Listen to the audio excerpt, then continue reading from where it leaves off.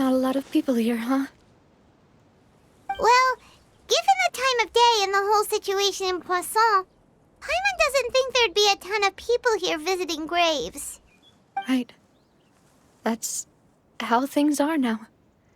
The living are so exhausted that they've no strength to spare any words for the dead. Navia?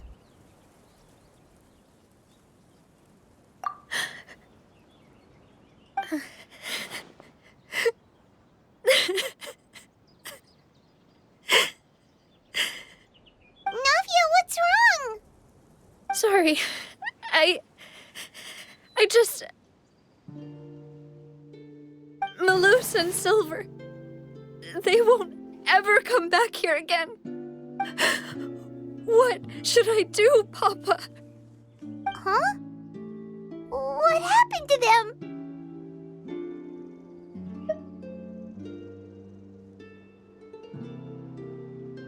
Everyone agreed on the rescue plan, but still, I was the one who initiated it. They were helping evacuate the residents, but they couldn't leave in time. And they were caught in the seawater.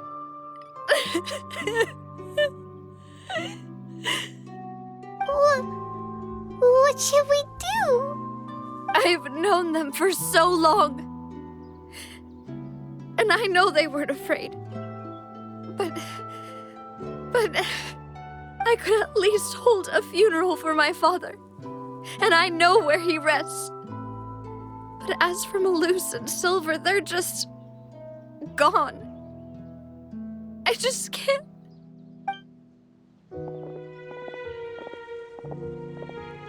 Everything looks so clean after it rains. Even the gravestones. I didn't expect that you'd enjoy a glass of red wine in front of Master Callus's grave. I can understand. Besides, the scenery here isn't half bad. See, it's not just me. I always want to bring something when I visit Papa. Perhaps we might even have a picnic. He wouldn't be angry, would he? How could Master ever be upset with you, demoiselle? Yet the cemetery is the home of those who have passed, is it not? Everyone ends up here sooner or later, no matter who you are. Buying yourself a plot in advance, are you? No need yet. But when I do, I hope you'll let me be buried beside Master Callus, demoiselle. Hey, stop joking around. I'm quite serious. That way, it'll save us both the trip to see each other whenever you visit your father's grave. That makes sense. In that case, could I be buried on his other side? After all, besides you, demoiselle, the two of us could certainly be considered Master's closest companions, no? Personally, I believe we fill those shoes just fine. Why are you bringing this up all of a sudden? Seriously. All right. I'll remember your requests. But I'd really prefer not to talk about this stuff. And what do you mean by saving me a trip? I'd make the journey even if I had to visit you two somewhere else. I'd promised to let them rest in peace here. But here I am breaking that promise. I'm sorry for letting you see me in a mess like this. I don't usually cry, really. Paimon doesn't know how to help you feel better. But, well, she understands how you feel. I'd always thought I could make my wishes come true. But now that I think about it, that never solely relied on me. Many things can only be accomplished with someone else's help. Melus and Silver have helped me so much. But by contrast, I could do nothing for them. I'm so sorry. You can spend as much time as you need here, Navia. We'll stay with you. Thank you. Right now, you don't know how much that means. By the way, you can have a look at this. It's a list of victims from the incident that took place here. Obena, Khan, Burnett, Giverny, Francine, Karina, Daisy Ray, Joinville, Julianne, Esson, as well as melus and Silver. So, everyone else is safe. It's okay. I know what you're thinking. And you're right. We lost melus and Silver. But we were able to save more than we anticipated. The overall outcome indicates that the cost was worth it. Right. Don't think that way, Navia. One person might be saved at the expense of another, sure, but that isn't something we should ever consider a trade. Melus and Silver were not the price for saving anyone. They're heroes. You're right. Thank you, Paimon. What you said just now was pretty amazing, actually. I'll remember your words. Oh, really? Seems you've become more eloquent in the time since we last met. The knave? What are you doing here?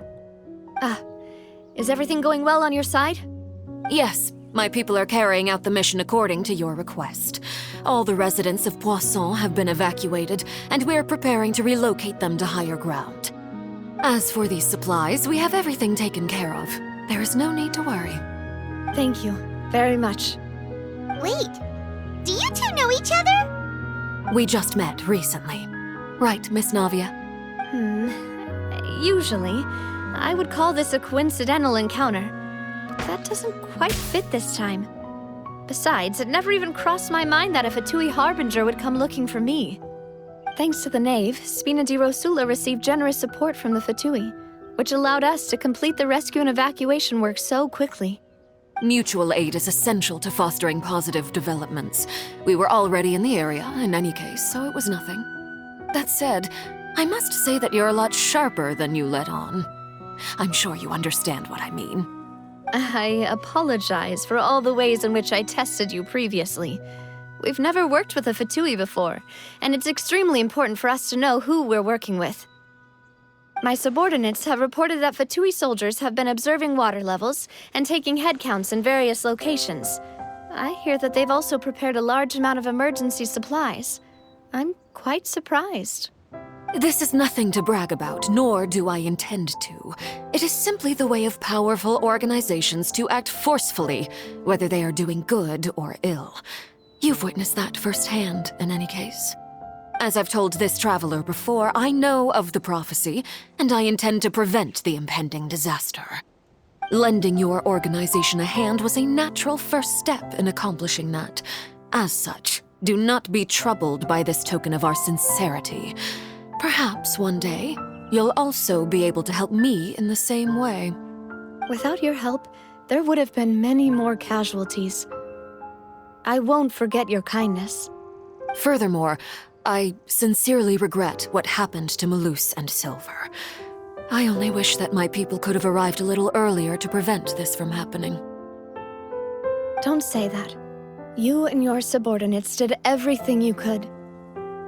As Paimon said, melus and Silver didn't choose to sacrifice themselves for any specific person, and they weren't the price paid for other salvation. They chose to become heroes themselves. I've never liked hearing people put it that way. It's like trying to relieve pain by saying some noble-sounding words. But right now, there's nothing more suitable. They really did become heroes. You're right. I'm sorry for your loss, Miss Navia.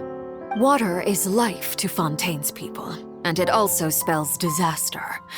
It's no wonder that people always say that prophecies represent fate.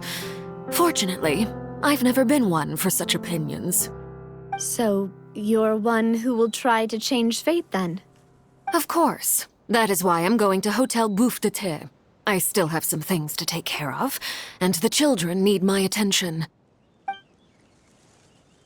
By the way, traveler, Paimon, one more thing. right, then we'll just... Huh? This isn't right. Paimon thought you would ask us to walk with you for a moment so you could tell us something in private. That is a clever and useful conversation technique, which I do like to use when necessary. But there's no need today. It would not hurt to have Miss Navia listening in. Traveler, I'm sure you remember that I said we could work together when we had the chance.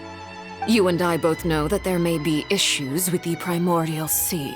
Previously, it was the fortress of Meripede's sluice gate, and this time it was the water levels in Poisson.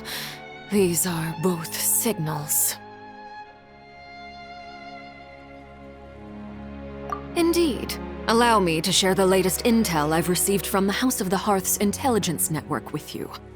During some recent investigations, a child claimed to have discovered some ruins near Poisson.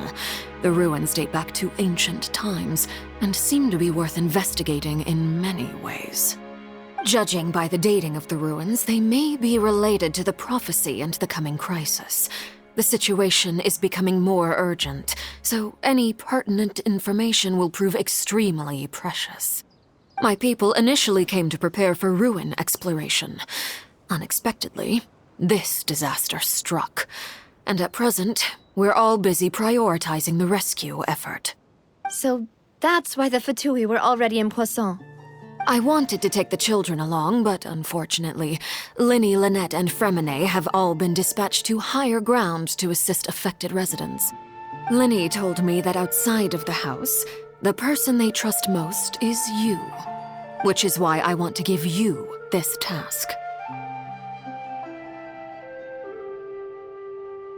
The House of the Hearth's members see each other as family, but Linny, Lynette, and Fremine said that they also see you as such, even though you are not from the house. I'm sure you already understand how earnest they consider their friendship with you to be. Oh, that somehow makes Paimon feel kinda happy. The intel I just shared about the ruins could fetch a high price. But since the children consider you family, it's only natural that I freely share it with you. Got it! So all we gotta do is go to some ruins, right? We can handle that. Excuse me, but may I tag along? You wish to join, Miss Navia? But are you sure you're up to exploring some ruins? You need to rest. Well, I'm sad, yes. But I can't just go back and plop myself into a chair by the roadside and do nothing. There's no point in being depressed while we still have a disaster on our hands. As my father's successor, I must live up to the hopes he had in me. Besides, I'm also doing this for myself. I need something, a distraction, to keep my mind off Melus and Silver.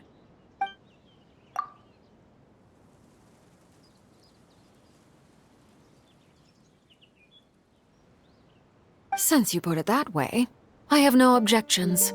What do you say, traveler? All right. The ruins are to the south of Poisson. Here's the map. Okay, the three of us will handle it. Come on, let's pack up and get going.